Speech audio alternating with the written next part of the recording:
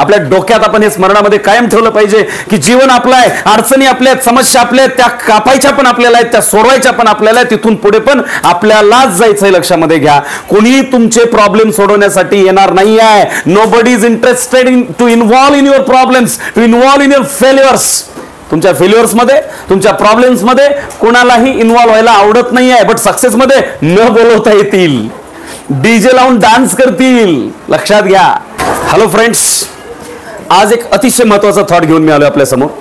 अर्थात थॉट आहे, यशाचे वाटेकरी सगळेच असतात, परंतु अपयशामध्ये मात्र प्रत्येक जण एकटा असतो. Success is contributed by everyone, but failure is always alone. हा थॉट आपल्या सगळ्यांच्या जीवनाला लागू होणारा आहे, रिलेट करणारा आहे. आता मला माहिती आहे की आता हा व्हिडिओ पाहणारे प्रत्येक जण या थॉटला फील करत असतील. असं वाटण्याच्या पाठीमागचं कारण आहे की जनरली आपल्या जीवनामध्ये असंच होतं. When we become successful that time many people are all time around us. हम जब भी कभी कोई सक्सेस अचीव कर लेते तो सभी लोग हमारे आजू बाजू में होते, हमारे साथ होते हैं. लेकिन जिंदगी में जब भी कभी हम फेल्यूर के साथ चल रहे होते हैं तो हमारे साथ कोई भी नहीं होता है. राइट. ज्या वेळेला आपण आपल्या जीवनामध्ये अपयशी होतो, म्हणजे व्हायला नाही पाहिजे त्यात काही विषय नाही, बट असं नाही आहे ना की कधी फेल्युअर येणारच नाही. आणि हे सक्सेस फेल्युअरचा गेम आहे लाईफ म्हणजे, आणि हे चलत राहणार आहे ना. तुम्ही दरवेळेला सक्सेस व्हाल असंही नाही किंवा दरवेळेला फेल व्हाल असंही नाही. पण लोकांची मानसिकता लक्षात घ्या, यशस्वी झाल्याबरोबर प्रत्येक जण तुमच्या जवळ येईल, है ना. आपले रिलेटिव्ह, आपले फ्रेंड्स, आपले सगळेच्या सगळे लोक. काही वेळेला शत्रू सुद्धा सोबत येतील ज्या वेळेला तुम्ही यशस्वी होता.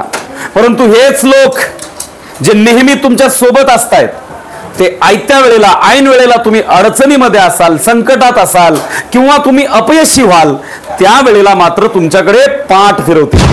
हे तुमच्याकडे पाहणार पण नाहीत. तुमच्या सोबत दररोज बसणारे उठणारे लोक सुद्धा तुमच्यापासून दूर निघून जातील. लक्षात घ्या. सो फेल्युअर मध्ये कोणीही साथ देत नाही, आणि मग आपल्याला स्वतःलाच आपला रस्ता कापायचा हे मात्र आपण आयुष्यभर आपल्या भेजामध्ये उतरवलं पाहिजे.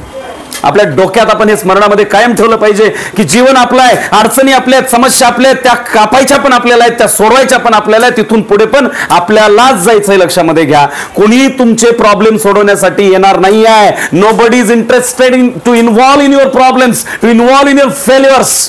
तुमच्या फेल्युअर्समध्ये, तुमच्या प्रॉब्लेम्समध्ये कोणालाही इन्व्हॉल्व व्हायला आवडत नाही आहे. बट सक्सेसमध्ये न बोलवता येतील, डीजे लावून डान्स करतील. लक्षात घ्या, जेव्हा तुम्ही यशस्वी होता. सो यशस्वी होणं गरजेचं आहे का? तर यस, ऑफकोर्स गरजेचं आहे. यशस्वी होणं हे म्हणजे अल्टिमेट लक्षात ठेवायचं आपल्याला की हर हाल में हमें सक्सेसफुल होना ही है. यशस्वी व्हायचंच आहे तरच हे लोक आपल्या सोबत असणार आहेत. बरं, लोक सोबत असायला पाहिजेत म्हणून यशस्वी व्हायचं आहे का? असंही नाही. It's our personal choice. ते आपली वैयक्तिक चॉईस आहे. लक्षात घ्या. आणि म्हणूनच यशस्वी लोकांच्या सोबतच बाकी दुनिया सोबत असते. अपयशी जर आपण असू तर मग मात्र आपल्या सोबत कोणीही असत नाही, आणि कोणी असत नाही याचा आपल्याला अर्थात गम असायला नाही पाहिजे. बरोबर आहे की नाही? आणि म्हणून यशाचे सगळेच वाटेकरी असतात, अपयशामध्ये माणूस नेहमी एकटा असतो. आणि म्हणूनच आपण हे कायम स्मरणात घेऊन चालायचं आहे. आणि लक्षात घ्या, आपल्या सगळ्यांनाच या अवस्थेतून कधी ना कधीतरी जावं लागलेलंच आहे. आणि अशा परिस्थितीतून जात असताना आपण नेहमी हे टार्गेट ठेवायला हवंय की आपण यशस्वी झालं पाहिजे. जर का आपण फेल्युअर मध्ये असो तर पब्लिक आपल्या सोबत असणार नाही. आपल्या सोबत तेच लोक येतात, है ना, की ज्यांना आपल्याबद्दल आस्था असते. मात्र बऱ्याच वेळेला आपल्याला असं दिसून येतं की बऱ्याचदा सक्सेस होतानाच, यशस्वी असतानाच लोक आपल्या सोबत आहेत, अपयशामध्ये कोणी आपल्या सोबत येत नाही. मित्रांनो, एक लक्षात घ्या, वाटेल ते करा, जमेल ते काम करा, जमतील तितके कष्ट घ्या, बट यशस्वी झाल्याशिवाय थांबू नका. जे टार्गेट, आता यशस्वी होणं म्हणजे काय?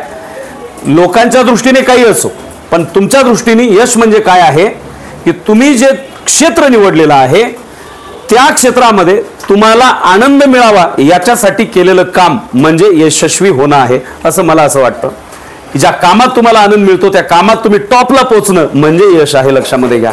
आणि मग अशा वेळेला आपण आपल्या ठरवलेल्या टार्गेटमध्ये, आपल्या ठरवलेल्या ध्येयामध्ये, आपल्या कामामध्ये आनंद मिळण्यासाठी आपण ते काम केलं पाहिजे आणि तरच आपण स्वतःला यशस्वी म्हणून घेऊया. लक्षात घ्या.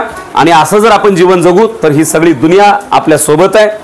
यशाच्या वाटेकरी सगळेच असतात. परंतु जर का मग आपण अपयशी झालो तर मग मात्र आपल्यासोबत कोणीही असत नाही आणि कोणी असत नाही याचा आपल्याला दुःख बाळगायची काही गरज नाही. तो रस्ता तुम्हाला एकट्यालाच चालायचा आहे. आणि तो जो काळ असतो अपयशाचा, तो काही तुमच्या जीवनामध्ये लॉंग टाइम साठी असतो का?